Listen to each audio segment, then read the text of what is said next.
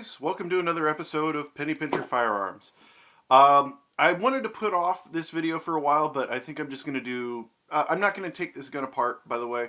But I want to talk briefly about a gun that I'm not a fan of, but it is a penny pincher, and, you know, some people might want to make a decision on whether they want to buy one of these. So, you know, I'll make a video about it. I do plan on, I've talked about this previously, I will be making a torture test of this particular firearm. And this gun is often sold in a white box. And I'm sure you can read it right there. It's a High Point. I bought it, I bought it a long time ago. And I've shot it maybe 5 or 6 times, 100 rounds each time. So I put about 600 rounds through it, I would say. And you know what? I don't like it. Typically, I find that the cheap guns, they're not as cheap as people think. And I would say this gun is not really as cheap as people think. It's, for me, the reason I don't like it is a comfort thing. So I will explain. They say that these grips are supposed to be ergonomic. And I suppose they are. The way they're designed, your hand holds onto it properly. And it feels, at least before you shoot, like this is a comfortable gun. And it is. To hold it, it's not bad. It still feels kind of hard. I mean, it's plastic. But when you actually start shooting this gun, you start really noticing the problems it has. And one is inherent of just being a blowback that shoots 40 Smith & Wesson. 40 Smith & Wesson is a big round. And this thing is fighting it the whole way. So this right here, this little notch, will pinch in here. And there's no like slide bite or anything. It just somehow found a way. And, you know, your experience could be different from mine. It somehow found a way to wear this area raw. And in fact, it just healed recently from my last time shooting it. Because, yeah, right here, it wore right on the joint. Really uncomfortable. Another thing, and I'm sure I could fix this part easily with like a file, is the trigger right here. Let's see if it'll focus on it. There's a little spur right at the end of the trigger that will poke into my finger, and it could be just that I have chubby fingers, and it wears into it, and after 50 rounds it really becomes uncomfortable. So, you know, it's not, for me at least, a very comfortable gun. Now, I should say this is the High Point JC model in 40 Smith & Wesson. It has a 10-round magazine. It's a 10+1, so you can have 10 rounds in the magazine and 1 in the chamber. This does have a magazine safety where you drop the magazine and it can no longer pull the trigger. In my case, I've actually removed that safety. It's really simple. All it is a bar that comes across on the inside of the grip here. It's obviously been made so it's easy to take out. So obviously they're not going to put that in the directions to, hey, here's how to make your gun less safe. Take out the safety. But as you might know, I don't like those magazine safeties. Mostly for the purposes of practicing and dry firing. I don't like to dry fire with a magazine in the gun because it makes me paranoid that I am going to have a round in there and, you know, poke a hole in the wall or end up shooting a round off or whatever. So yeah, it's nice that it has that for some people, especially for people who aren't used to shooting it. But for me, I removed it. It's basically a composite gun. It's got a very heavy steel slide. You can see how thick that slide is. It's very thick. It's very heavy. Most of the weight of this gun is in the slide. And then the rest of the body is kind of this, I don't want to call it cheap because it looks and feels cheap, but it's actually pretty tough stuff. I took a knife to it not too long ago just to see how easy it was to get some of it off. It's actually pretty tough plastic. It just looks really cheap because it's all glossy and it's a little bit slick even with the texture on the grip. So if you want a pretty gun, this is not going to be your choice. It does come with a few accessories in the box here. One of them is a really nice ghost ring sight. I tried it out. I didn't like it too much. It changed my point of aim a little higher. I think it's cool though. If they could try and fix the point of aim issue, it could be something that was different with my gun. It has a little tool for taking out some of the screws there. It also has a lock for the trigger, and then a little multi-tool device right here for everything really. This is the bar. It's the safety for the magazine safety. It has a nice little instruction booklet in a bag, which is kind of a nice touch. So, because I bought so many guns, and the instruction booklet is covered in like oils and stuff from the gun itself.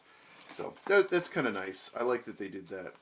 The gun itself, actually, too, when I bought it, it was shrouded in plastic, if I remember correctly. It was either in a plastic bag or wrapped in plastic. It was a while ago. So, and it all fits nicely in that white box. And I gotta say, the gun, for being $190, it's decent. It's accurate. I'll give it that. It is actually a really accurate handgun. I don't think it's broken in quite yet, though. I think it takes some time to break one of these in, but it's definitely accurate. It's not a bad shooter other than like the grip issues. It is a bit snappy, and if you don't know what snappy means, that means when you pull the trigger, the slide comes back, and it really kind of janks your wrist. And that's more because of the design. It is a straight blowback handgun. Straight blowback means that the only thing that's operating against the round being fired is the slide and the recoil spring. So when the whole gun shoots, all this goes back. And since the slide is most of the weight of this gun, the whole thing is pretty much going back. The whole gun is recoiling past your wrist. See how far back it goes. So it really does kind of twist you up a little bit, but that's tolerable given it's $190 gun. Some other things it has is a decent safety. It's just a little piece of stamped steel right here. It's not bad. It works. You can't pull back the slide. Can't pull the trigger. I dropped it just now. There's the trigger. It is striker fired, which is kind of nice. I like striker fired guns. They're supposedly inherently more accurate than hammer fired guns. Don't know how true that is. I don't think it really matters in the end for a gun like this. This to me is just a gun that I bought for the channel a while ago, kind of like I did for the Phoenix Arms. Phoenix Arms, though, I ended up falling in love with. This gun, I can't wait to do something bad to, but it's one of those kinds of guns that if I wanted to, I could sell it, but I don't trust the people I'd probably end up selling it to. So what I'm going to do when I get to New Mexico is we're going to put this thing through a horrible torture test. Very similar to the torture tests that people like to put through a Mosin Nagant or AR-15s or whatever. Like, I'm going to run it over with my Jeep. I'm going to throw it in some mud. I'm going to do all kinds of horrible things to it. And we'll see, even though it's a really cheap gun, perhaps it gets its ass beat and still runs. And, from what I hear, a lot of people say, like, these things will keep running. They're like an AK of handgun world. So, we'll see. A few other points I'd like to make is it actually has some really good sights. I don't know if you can see, there's red there and yellow here on the front sight. So red on the rear sight, yellow on the front sight. Makes for a really nice sight picture. It makes it very easy to determine, where your point of aim is. The bore axis is not too high. It's maybe about 1/2 inch to 3/4 of an inch above your thumb. So it's not terribly high. So a lot of the recoil does mostly come straight back, but it's still, like I said, very snappy. 44 is a pretty hot round. It's more powerful than a 9mm, but not quite a 45. That's part of the reason I bought the 40 Smith & Wesson, is because they had a 9mm, they had a 45. I'd never really shot 40 Smith & Wesson. I've shot quite a bit of 45 and 9mm because they're such common rounds. So I thought, I'd take the opportunity to familiarize myself with a particular round at the same time I'm familiarizing myself with a new gun. So it kind of gave it a level playing field where I'm going in pretty much blind for everything involved. Obviously, I've shot like a blowback gun and a delayed blowback gun and all that stuff, but it was like, going in with a diesel car that you've never driven before. You've never driven anything in a diesel, and maybe you never drove like a VW or a truck or something. So I'm trying to make it so I have this platform that I'm not familiar with, that I'm learning as I go. And so far, I don't know if I like the round, and I don't know if I like the gun. It hasn't been very fun for me.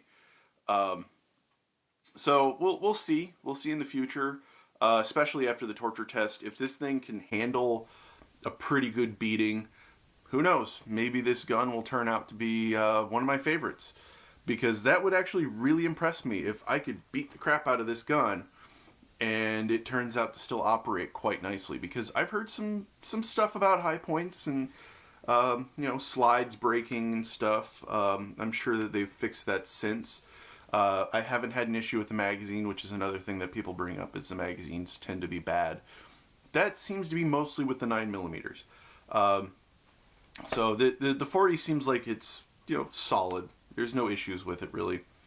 So yeah, I look forward to doing that, and hopefully that will start coming out in June of this year. This year is 2016 for those people watching the video in the future.